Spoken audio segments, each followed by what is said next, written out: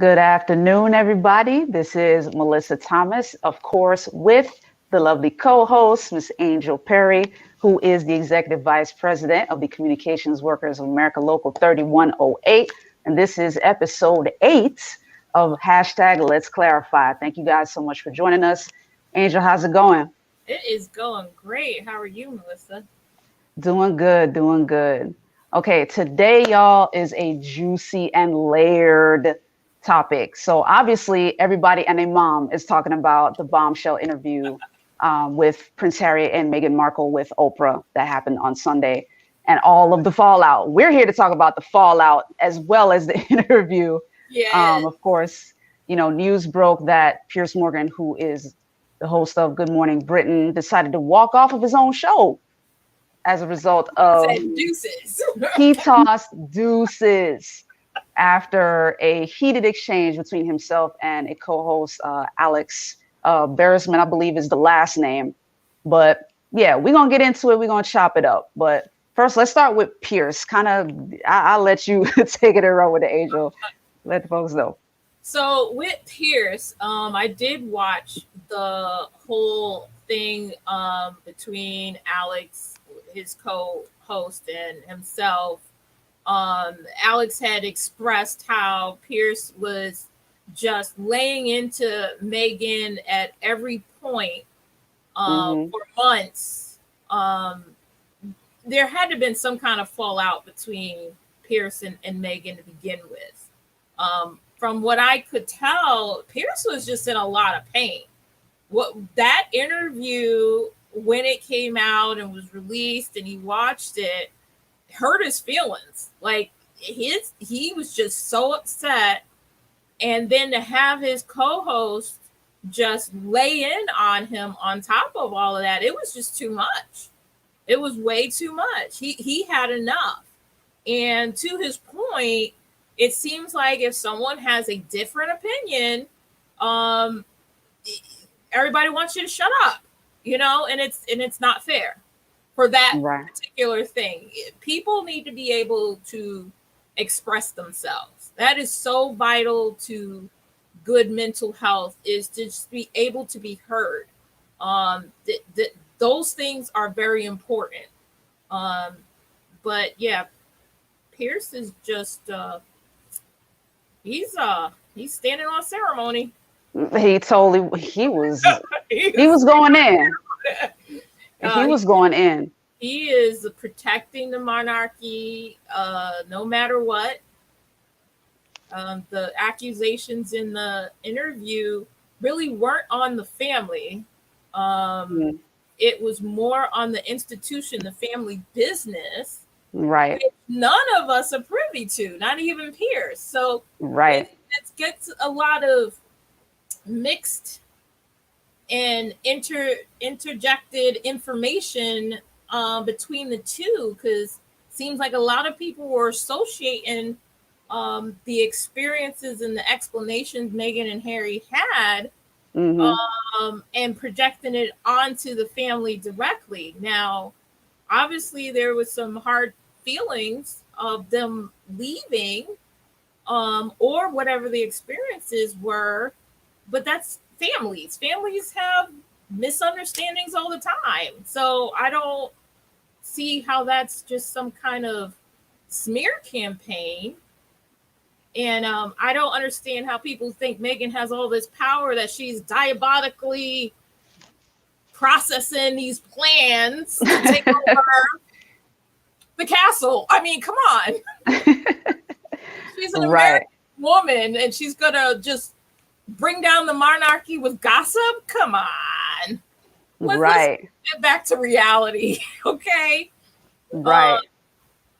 And there was a lot of kind of frustration and outrage with what she was talking about. And we have a clip coming up, guys, where you're going to hear Alex's side in several of these clips, because just for background, if you've never watched, British TV or anything, Piers Morgan, of course, is Caucasian. His co-host Alex is biracial. He's mixed. So he was making the case for Meghan, saying like, hey, dude, like, Piers, like, you've been very strong against Meghan and what the things that she said in the interview and just kind of making that case like this was her experience. Like if she's sharing this, she can't be entirely wrong. Like she experienced something. None of us are there. So I'm going to play one quick clip for you guys and to give context, this is him talking about that possibility, that allegation that they were afraid, they were concerned about what color skin Archie was going to be, and implying that because of the color of his skin, he wouldn't get a title. So just take a quick listen at Alex on this one. If we think about the possibility that what they're saying is true and that they were worried about how dark Archie would be, it's also a possibility that they might not want him to be a prince. They might not want him to have a title. And the thing is, shock horror, these things happen in life. Unfortunately, this is the way it goes sometimes. Everyone's acting like they're fully surprised. I can't say that I'm fully surprised to hear these allegations, and it is important to realise that sometimes, you know what? We don't even know we've got these problems in our family. I love that, because it's true. There are times when you don't know that you have those problems in your family. And for those who didn't watch the clip, we found it on YouTube, like that exchange between Piers Morgan and Alex. Like Piers was kind of pushing on the fact that, hey, all of what she said, like, I don't care about how she felt about it. Like, there's some things that are just patently wrong. And the allegation that they may not give Archie a title based on his skin color, Piers was asserting that that is absolutely wrong. Like, regardless of her experience, regardless of how she feels about it, that was wrong. So Alex there was saying, hey, we never know what's going on there. Like, we don't know what her experience was. We weren't in there. So, kind of give your thoughts on that. So, like, my whole issue with people challenging, if there was racism or bias or anything. So first, we have to step back and look at ourselves. There are a lot of people that because I don't think a certain way, why would anybody else think that way? So logically, you are aware what racism is because you read it in a book or you've seen it in a newspaper or in history, but in your day-to-day, because I don't think that way, obviously, then, it's not anywhere, it's not a problem, it's not an issue. The problem with that is if you're not even asking the question, how do you know? So you're deciding to put blinders on and say, because I don't think that way, there's no problem. Because I don't see it, there's no problem. That is the problem. You giving fertile ground for bias and racism and bad things to exist. It's no different than if there was a thief where you work, and because I don't steal, there's no problem. I'm a manager, I got my staff. I heard about inventory being missing, but I don't steal it, so there's no problem. Somebody's telling you there's a problem, and then you're not even bothering to ask the question. So with Piers Morgan, who is world-renowned and investigating, and I got this piece and I got that piece, I don't remember him ever double-checking, asking the staff there at the castle, how are you treated?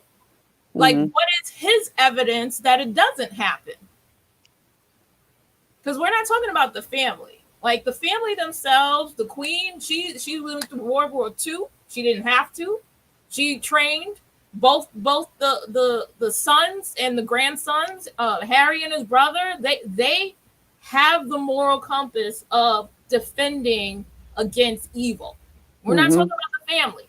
We're talking about the business, where it's a business. So the majority of people, when you're the majority and you have people in the majority that have issues with bias and racism, only a majority can fix the problem because it's their problem to begin with. So, Piers, I understand where he's coming from. He's on the side of the monarchy. I'm on the side of the monarchy. Queen Elizabeth is one of the most impressive women on the planet. Like, on the planet, like the things that she was able to accomplish in her life and still accomplish. But the accusations are against the institution, the business, the people that run it. Mm-hmm. We don't know who those people are. So just that part. just to assume that because the queen is so great and the family's so great that everybody's great. Really? Not exactly.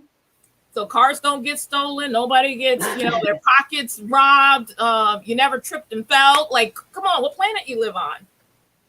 Exactly. Bad things happen.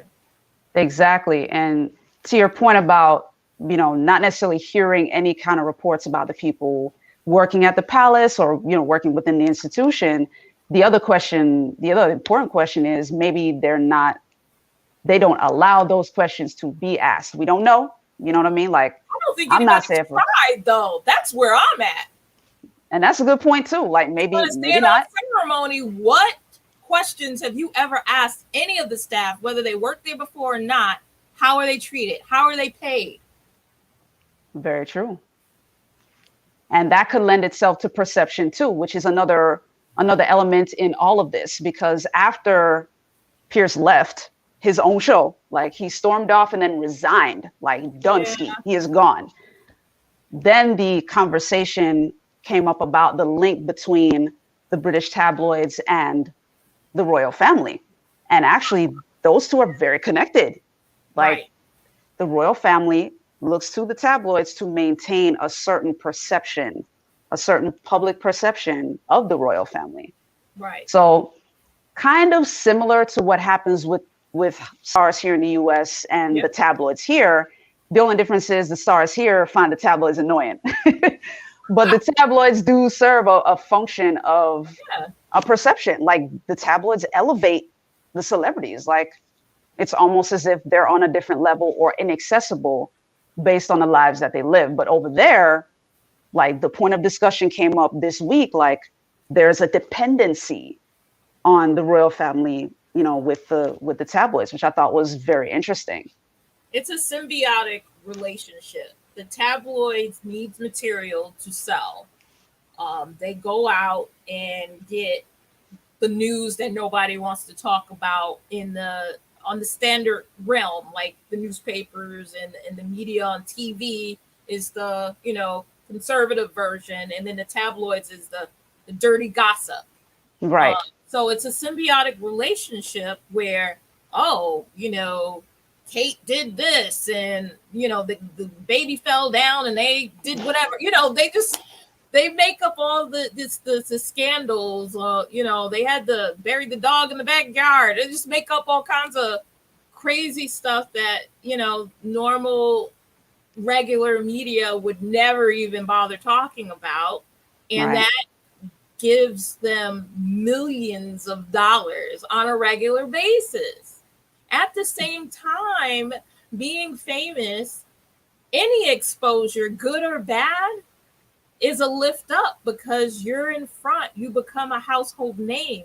It perpetuates the standard of being a presence of some kind, that persona. Oh, the queen and da da da da, and because if nobody talked about the monarchy, they would. We wouldn't know. We wouldn't know these people. Nobody would care. Nobody would know anything. Everybody would move on, and there wouldn't be a perpetuation of the status and the stage and the ability to be the household name that they have been for, generations.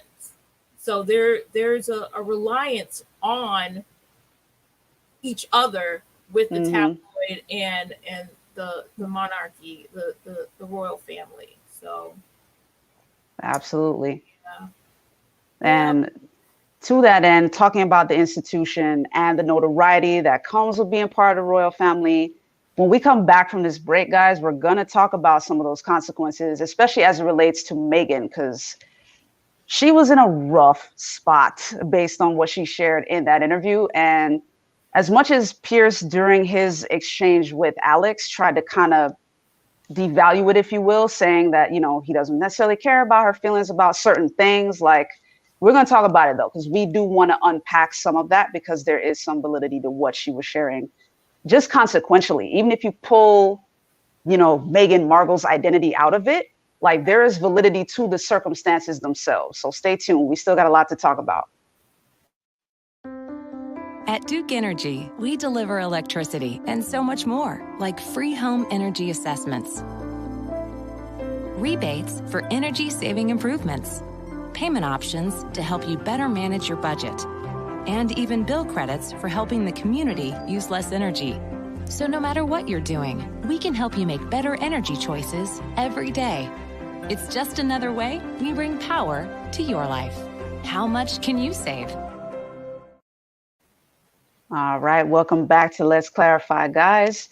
So yeah, we want to get into a little more of that deeper conversation in terms of the emotional and mental consequences of what, Meghan was dealing with, from being in Hollywood to suddenly being part of the royal family. So I'll let you lead into that. So part of the interview with Oprah, she was explaining in very plain detail. She went from a 13-year-old young lady that all her life she was independent. She earned her own income. She did her own thing. And when she met Harry and they decided to engage, that's when it really got serious, where she had to commit to a completely different life, which all of us sacrifice a lot for our spouses. Once we find the person that we want to spend our lives with, we do this merge of lives. But it was more than that in this instance, because merging into a royal family, it's not immersion. You're dropping your identity, and now you are attached to the machine that is the royal family. So she had her passport removed, her driver's license, everything. If you needed something, you have to request it. You're put in a box, and you're, a doll, essentially, to be paraded around in events. When those events are a requirement, that's work. There is a appearance that has to be kept. And that's with just any royal or titled family. There are protocols that you hold up, and that's your job. So what happened with her is there was just this shock in culture, which didn't really catch up to her until after she had, or very late pregnancy, after she had Archie, where, like, if I just want to go for a walk, I want to go to the corner store, there's none of that. And then her pleading for help through the HR staff. Again, we're talking about the institution, not the monarchy. And people have to really separate. If anybody had a family business, or if you ever worked for a big corporation, you have your immediate family or the people you work with in your job site, and then you have this big corporation that they don't know who you are. They don't really care. They don't. The machine. So her pleading for help is very, very more likely than not. That I cannot see as a lie. Suicide rate has gone up exponentially since COVID. The calls that come in for help, which, if anyone out there is feeling hopeless, they really should call 1-800-273-TALK. That's 24 hours a day, 7 days a week. Tomorrow is always an opportunity for better. Very true. A lot of people are struggling. The isolation, and even before COVID, society as a whole has gotten into this, I'm about me, I got to get mine. Humanity can only survive when we take care of each other. Very true. There's no alien ship coming down to say, hey, we're going to fix all your problems. Humans have to take care of humans, period. So for anyone that is, dismissive, if someone says they need help, believe them. Yes. No one wants that day when they walk into a bedroom or an apartment and that loved one is dead and you're wondering how this happened. There are always signs. And the thing is, if the person thinks that they can't come to you, you won't know until it's too late. Exactly.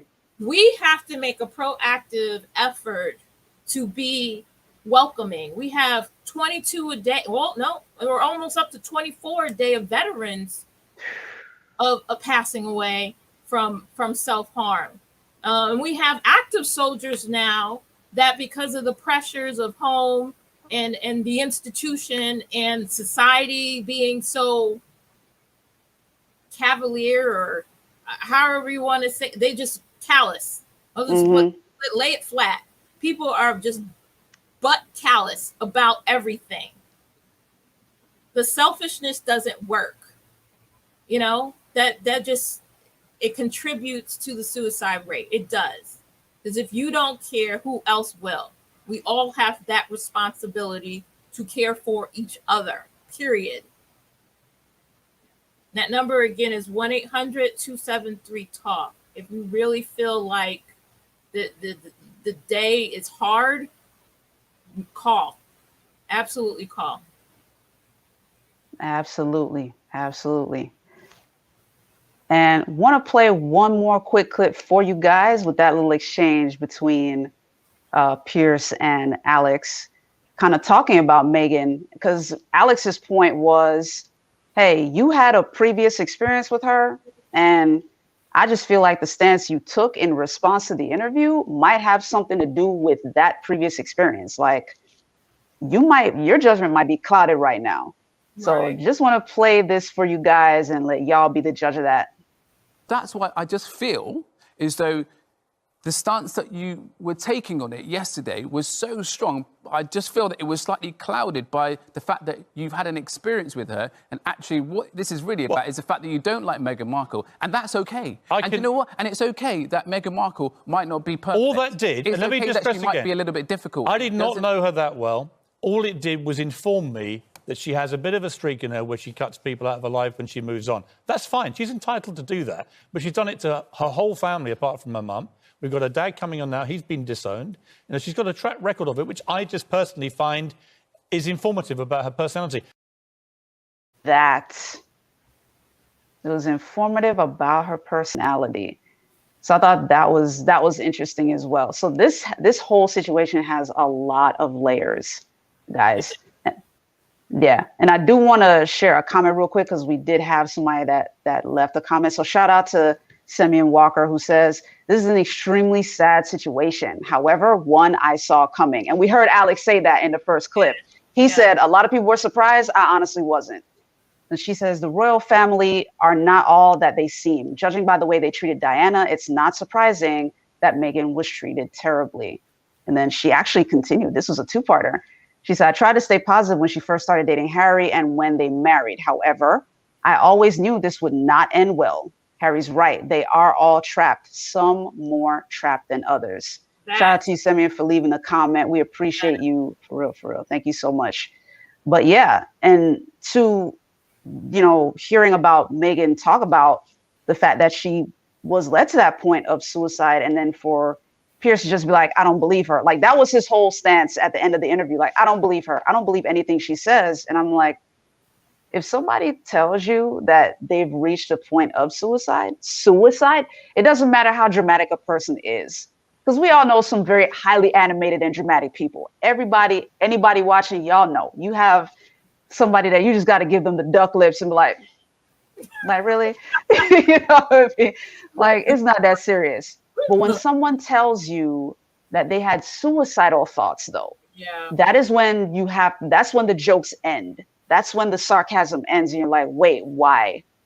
And so everything you described, a few minutes ago, Angel, it was an absolute culture shock, because if you go from being fully independent to entirely surrendering your identity, yeah, like a dog, your hands are tied. That is a very different experience. Right. So thank you for sharing those stats. We always love it when you drop the science on us. Yes. So we're going to take one final commercial break, guys. And then when we come back, we're going to talk about UK racism versus US racism. Dance battle, people. I mean, racism is ugly no matter how you slice it, but it's very interesting, the differences between what we see here and what's going on across the pond. So the conversation continues. We welcome more of your comments. Thanks again, Samir, for leaving yours. We'll be right back. I'm not picking it up. You pick it up. I'm not picking it up. Well, somebody's got to pick it up. I'll pick it up. They're clean. 'Cause my hand is clean. Oh yeah, I'm Charmin clean. That's how I know they're clean. Charmin Ultra Strong is woven like a washcloth and just cleans better. Yeah, I'm Charmin The clean. kid does have a point. My hand is clean. Yeah. Enjoy the go with Charmin. And for an extra clean finish, try Charmin Flushable Wipes. All right, y'all, we are back with Let's Clarify, and we are wrapping up. We do want to talk about that comparison between racism in the UK versus racism here, because it is kind of different.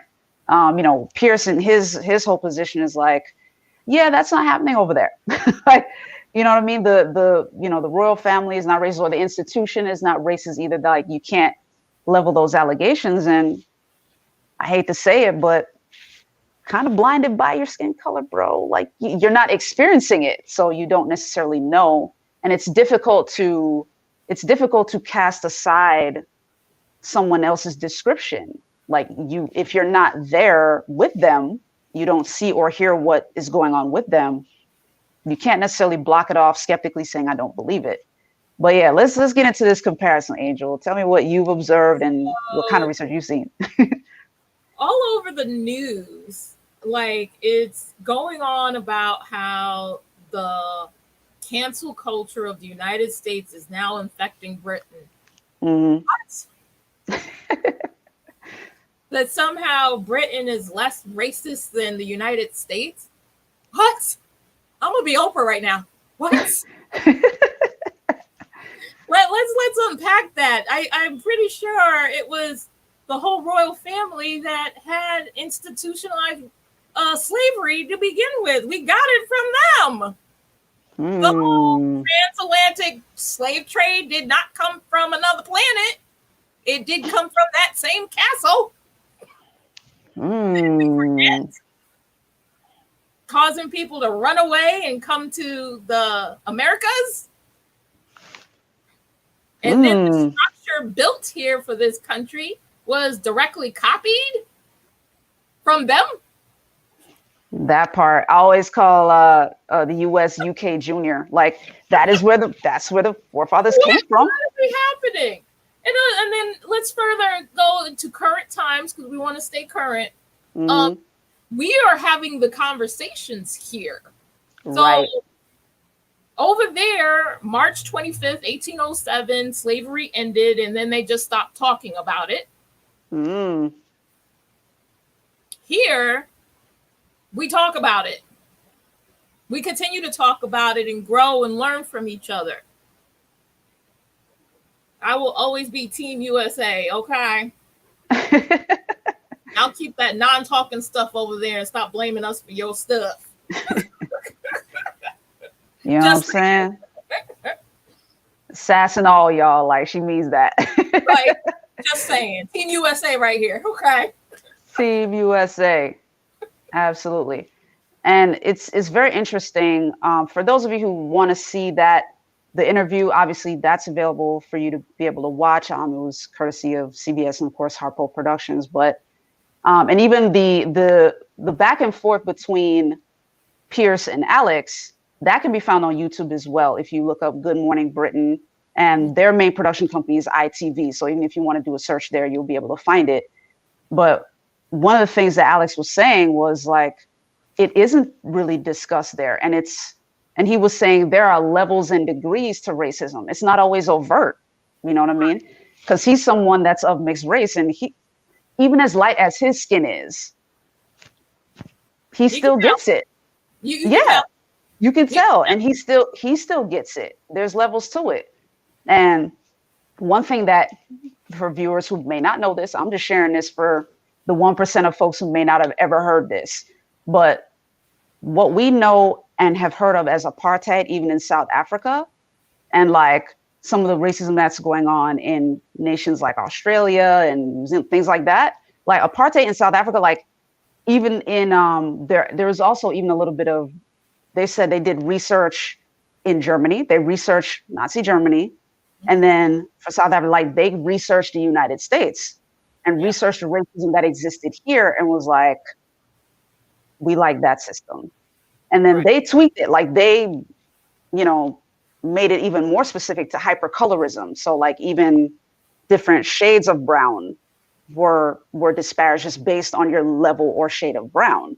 Right. But it was interesting to me when I learned that, like they came here to the US even after researching Nazi Germany, and was like, we gonna use something like that. Right. You know what I mean? And I mentioned South Africa, guys, because of Angel's point about the conversation. There is an importance and value to having the conversation. We here in the US, I'm looking at what happened in South Africa, especially once Nelson Mandela became president, and they had the reconciliation. They had the conversation as a nation. Right. And they were able to, white folks was able to be like, yeah, that happened. Like, we really did do that. And that was really intentional. Whereas here in the United States, the conversation is happening, but folks are still kind of hanging on to their stance like, I didn't see it. What? I didn't see it. It didn't happen. Well, wasn't that 20 years ago, 30 years ago, 40 years ago? Right. Well, for those that aren't aware, people still lock their doors around me. That happened to me a couple of days ago. Just saying. And do you live in the hood or you live in the suburbs? No. Where I live is very nice. I live off of a lake. See? So that's always my probing question. Like what are we afraid of in terms of the conversation? And why is there an unwillingness to take certain actions going forward? Like it took the world seeing George Floyd have a knee on his neck for there to be a ripple effect, to have a larger conversation on racism and police brutality. And we started to see some change there as a result of that. And my question is always, why did it have to come to that? You know what I mean? So like, I'm looking at the UK now, and I'm looking at Piers having stormed off his show. And it's like, you know, that nation as a whole, like that conversation would need to be had more frequently and with less of a fear. Because there's that whole conversation what you were talking about in the first segment, like they're worried that one American woman is going to completely dismantle the entire entire institution. Powerful. We're going to take down a whole institution of centuries and ruin it. And it's like, have you studied? First of all, it's like, have you studied what Black folks really do? When we come into something, we make it better. Like, you know what I mean? Black excellence is a thing. You know what I mean? We usually improve stuff. Traffic lights and toothpaste and heart transplants that the globe has enjoyed from our inventions. Oh, really? Yeah. Oh, spaceships. Yeah, spaceships. Oh, we can add that to the list. Thousands of little things every day. Peanut butter. I mean, the list goes on. Garrett Morgan telling you, like, or George Washington Carver with the peanut butter. Yes. And even with oil. Like we recently, like in the last couple of decades, we were talking about alternative fuels and all of that. George Washington Carver was teaming up with Henry Ford way back in the day, researching that stuff. Yeah. So, you know, we usually improve a thing. Like we're not there to dismantle something. Stuff. All of us contribute and to take the stance that somehow all one people or one type of a person and generalizing, that's the problem. That's the problem. Right. You're not talking to the person that you're not aware of. And as humans, you know, if you don't know about something, it's easy to be afraid of it. You know, Right. we and to my point earlier, here in the United States, we had the conversation. We've been having the conversation for a better half of the last 20 years, finally. And it is a process. It's a generational growth. I am proud to be here in the United States. My family's been here since the early 1800s, before that, technically. But for people of another country to talk about how they're better than us, I'll never take that mantra. I'm Team USA all day long. Right. All day long. Right. Simeon came back with some more comments. So I'll share this one really quickly. Well, actually get to share this as twice because it came up on two different comments. But she's actually there. She said, I'm from the UK and have lived here all my life, 24 years, y'all. Okay. UK racism is definitely far more subtle than US racism. They won't call you the N-word, not to your face anyway, but they'll make comments which come with preconceived notions of a stereotypical or racial nature. For example, you're kind, you lot, are always changing your hairstyles. So this reminds me of Tropic Thunder, you know what I'm saying, with Robert Downey Jr. that one time.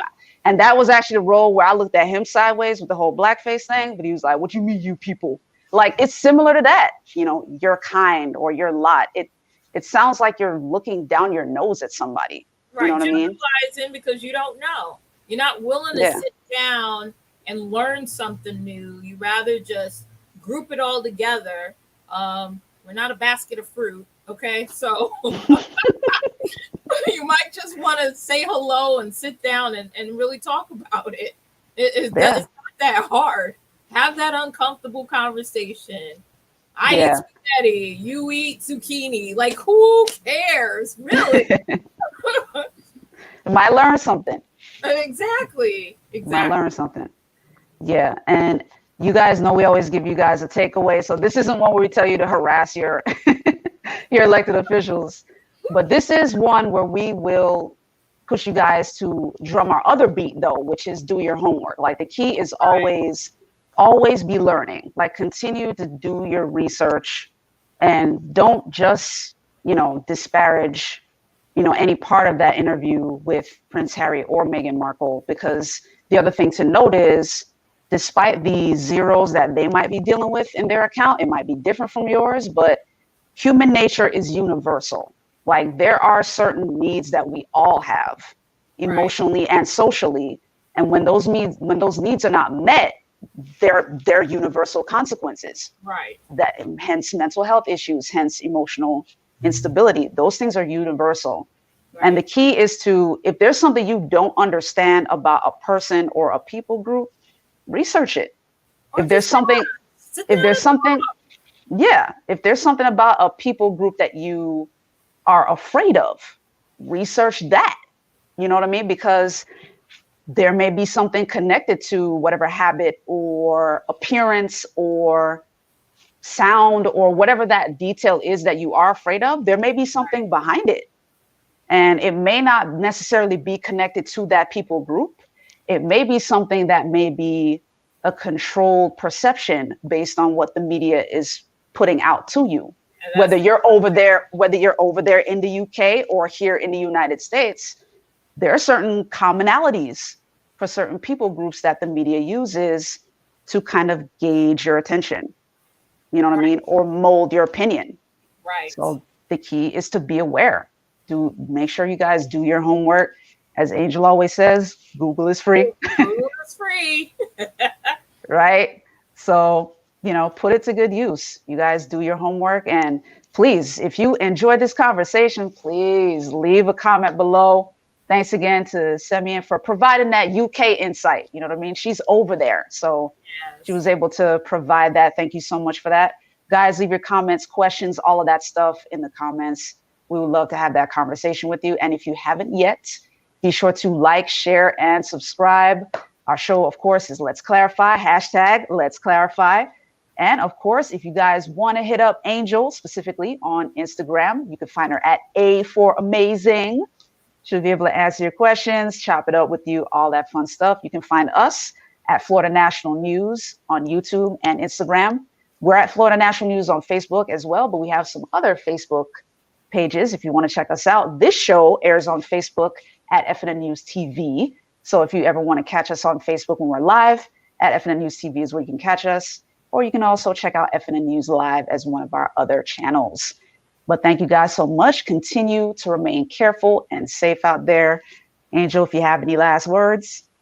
For those that feel hopeless, tomorrow is the opportunity for a better day. Please call 1-800-273-TALK. Talk to someone, tell someone, get help. Absolutely. Well said.